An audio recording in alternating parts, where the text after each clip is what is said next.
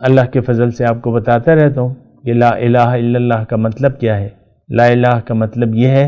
کہ آپ یعنی اس کلمے کے کہنے کے بعد دراصل یہ ایک وعدہ ہے اللہ تعالیٰ سے کہ اے اللہ تعالیٰ میں زندگی آپ کی مرضی سے آئندہ گزاروں گا، میں کسی اور کی بات مانوں گا ہی نہیں، نہ نفس کی، نہ معاشرے کی، نہ ادھر کی، نہ ادھر کی، میں صرف آپ کی بات سنوں گا اور مانوں گا۔ وقالوا سمعنا واطعنا، انہوں نے کہا کہ ہم نے سنا اور ہم اطاعت کریں گے۔ تو ہمارا تو دیکھیں